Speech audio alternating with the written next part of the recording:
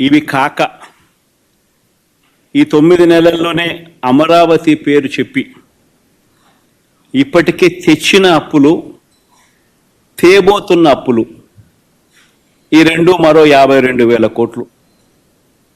World bank and ADB, Asian development bank, world bank నుంచి 15,000 కోట్లు, కేఎఫ్డబ్ల్యూ Germany నుంచి 5,000 కోట్లు, హుడ్కో నుంచి 11,000 కోట్లు, సిఆర్డిఏ ఏకంగా కమిట్ అయిన అప్పులు, అంటే కమిట్ అయినారు, మరో 21,000 కోట్లు మేము రేస్ చేస్తామని చెప్పి.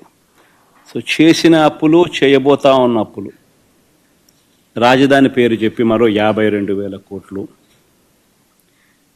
ఇవి కాక మార్క్ఫెడ్, సివిల్ సప్లైస్ కార్పొరేషన్ల ద్వారా మరో 8,000 కోట్లు,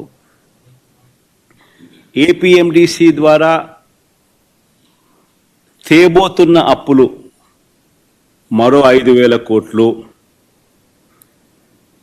అన్ని కలిపితే ఏకంగా తీసుకొచ్చి నా అప్పులు, చేయబోతున్న అప్పులు ఏకంగా 1,45,000 కోట్ల పై మాటే.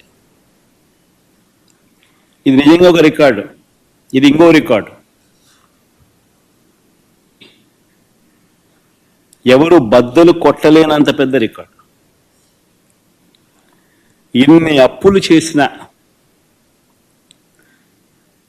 సూపర్ 6, సూపర్ 7 ఇచ్చారా? పేదలకు ఏమైనా బటన్లు నొక్కారా? అందరూ ఆలోచన చేయాలి. పోనీ కనీసం మా ప్రభుత్వం గతంలో అమలు చేస్తూ ఉన్న పథకాలు ఏమైనా కొనసాగుతూ ఉన్నాయా?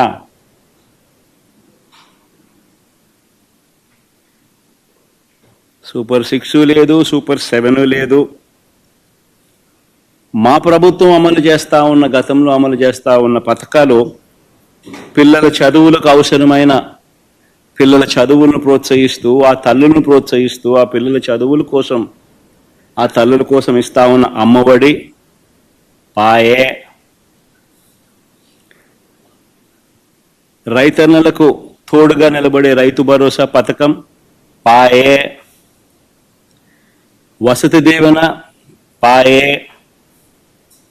విద్యా దీవెన అరకొర, చేయూత లేదు, ఆసరా లేదు, 0 వడ్డీ, ఆరోగ్యశ్రీ పూర్తిగా కూడా యగనామమే, వాహనమిత్ర, నేతన్న నేస్తం, మత్స్యకార భరోసా, కాపు నేస్తం,